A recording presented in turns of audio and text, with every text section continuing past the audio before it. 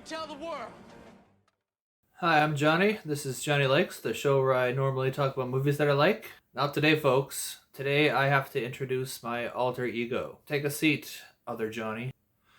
Hi, I'm Dark Johnny, or Johnny Didn't Like, something along those lines. Haven't really settled on a real name or persona yet, because, I am just a fictional character here. Anyways, today Johnny didn't like 65. 65 is an sci-fi adventure movie starring Adam Driver and Ariana Greenblatt. It was written and directed by Bryan and Scott Beck. They seem to be creative partners, and surprisingly, this isn't their first project. They co-wrote A Quiet Place with John Krasinski, which was quite good, and I enjoyed, so take that as you will. So what is this movie anyways? This 65 I speak of.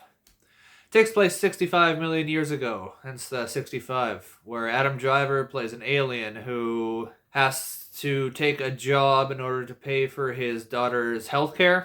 So I guess more things change, more they stay the same. Job entails him taking a 3-year space trek job and on a spaceship, something like that. Trip does not go as planned. Spaceship goes through an asteroid field asteroid gets hit by chunks of rock in space. It's not on the map, and they crash lands on Earth. Everybody dies except for Driver and a young girl. They don't speak the same language, and the universal translator is broken. They must learn to communicate and work together in order to survive the hostile terrain. So wow, this movie was bad. I went in hoping for the best, and I did not receive the best. I got the worst. Don't be so negative, bro. I'll start by talking about the positives about the movie. There's always positives. No movie is complete garbage. People had to work together and they worked hard, blah, blah, blah, all that. So what do we got? We actually do have solid performances from our two leads. Driver's great, and young Greenblatt is good as well. The direction seems to not be great, but they're doing what they're told, it seems like. I gotta give them props. They did their jobs. It's not their fault the movie was bad. The movie looked pretty. Nice sets, set dressing. The CGI was good for the most part, although there was some parts where it got a little bit jinky. That's really it. Those are the positives. Now for the bad. You don't care about Driver or the little girl. They give us a minute-long scene in the beginning where we're supposed to empathize with Driver and his family and his daughter. It doesn't. You don't care. Next thing we know, he's on a spaceship and he's going through an asteroid field. We don't know what he's doing on the spaceship. Was he the pilot of the ship? They don't even appear to be going all that fast, even for interstellar travel. If they had smacked an asteroid, it would have ripped through their ship. Little space things. Sometimes they bug me, sometimes they don't. This one immediately started rubbing me the wrong way. Did they tell me that he was the pilot and I missed it? That's very possible. So anyways, they crash on Earth and everybody seems dead initially. So Driver immediately jumps to it's hopeless and I should probably just end it all. Makes a transmission back to his home planet saying everyone's dead, don't bother sending anybody. What? Our main character isn't even going to try and survive? He's just this sad sack? Come on. And so he gets a signal that there is a survivor, and he goes and finds her, and it's a little girl who happens to be kind of even look like his daughter, be around the same age, but doesn't speak the language. Why didn't they just have him bring his daughter? Why didn't it just have it be his daughter? That would have made so much more sense. It would have worked so much better on an emotional level. You would have cared. You would have understood him protecting her. He could have made more leaps of logic that wouldn't. Very frustrating. Yeah, anytime that they were in peril from dinosaurs, we would have felt it more. Because as it is, he doesn't really like her all that much, and he's just a little bit emotionally distant. And the language barrier between them is ridiculous. He's the grown adult, and he makes no effort whatsoever to try and learn her words. She's a 12-year-old girl, and he's just repeating things in English louder and slower, and getting frustrated that she just doesn't speak English. I'm tired. I'm just tired. Just tired. No, I'm saying I'm just tired. I'm just tired.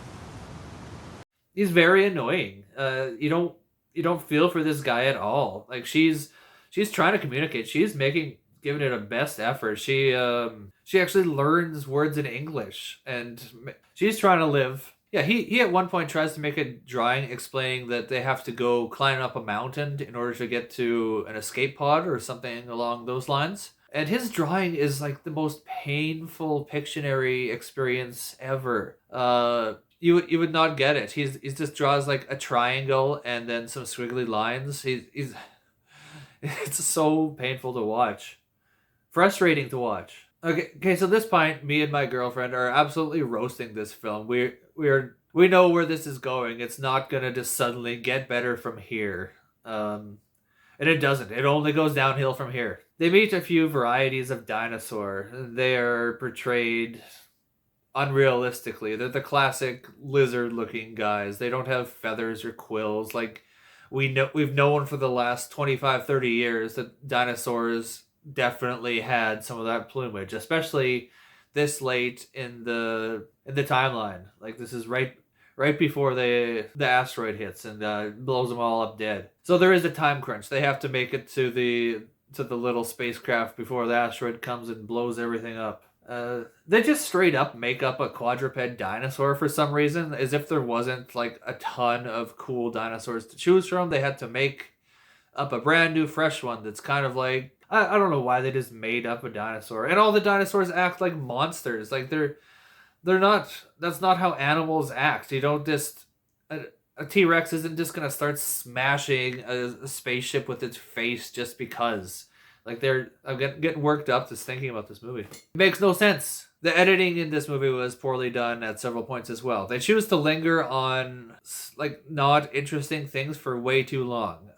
Take for example the scene near the end of the movie. They've got Adam Driver outside the spaceship, and the girl is in the spaceship. She's upside down. She's strapped into a chair, and he's outside doing something, and it shows her struggling with the seatbelt. Flashes away. Driver is doing something not super interesting. Flashes right back.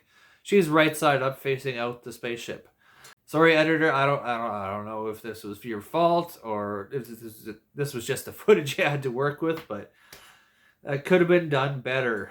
Yeah, it's just not good visual storytelling, and it felt like a very poorly done Star Trek episode. Like some parts of it reminded me of this movie from the 80s called Enemy Mine with who the hell? Lou Gossett Jr. and Dennis Quaid. The same kind of situation. They don't speak the language. They have to learn to live together. Except in that movie that they're actually enemy species. And anyways, it felt a little bit like that, and a little bit like a very, very poorly written Star Trek episode. Like on a Star Trek episode, the first hour of this movie would have taken about 15 minutes, and it would have made much more sense, and you would already care about the characters, even if it was just like some alien that like Picard or Janeway got stuck with. It doesn't even matter. All Star Trek is written better than this. Even the bad Star Trek, even Picard season 1 and 2, written better than this. I'm getting so mad. You know what? I'm done talking about this. Avoid this at all costs. There's little to no redeemable qualities in this film. I wanted to like it. I like the concept, as dumb and as it was. I tried to give it the benefit of the doubt, but it just kept on failing, and I can only take it so much. I'm going to give this 0.5 out of 5. The only reason it's getting that 0.5 is because Driver and Greenblatt, they give decent enough performances. They did their job.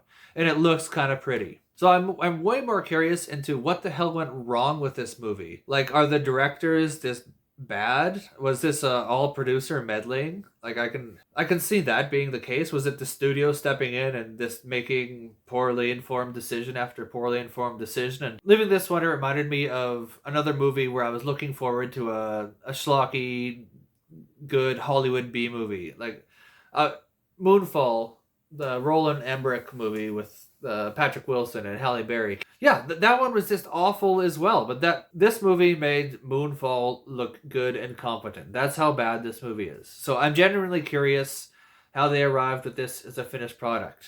Since this isn't a good movie, I have no recommendations to watch. Maybe I'll think of something. What should you watch instead of this movie? Instead of this, you could watch Enemy Mine. That's a better time. There's no dinosaurs, but it is two characters struggling to survive. Yeah, I don't know. I'm not wasting any more time with this. Just don't watch the movie, guys. It's no good. So tune in next time, and hopefully you can see the other guy, the nice Johnny, the Johnny who likes stuff. And I don't like being here. I like liking things. I try and like things. Life's a lot better if you like things. It's not the 90s anymore. You don't have to seem cool and oh, everything sucks. That was lame. You're not like a 14-year-old. It sucks being 14 and being, oh, that's lame. Grow up. Like stuff. Give stuff a chance. Watch it before you form your opinion. Don't just listen to internet nerds like me. Maybe you're going to love this movie. I had people at work, they said this movie was fun and good. They're wrong, but good for them that they had fun with this. I did not. All right. Dark Johnny didn't like what. Tune in next time and get the other guy.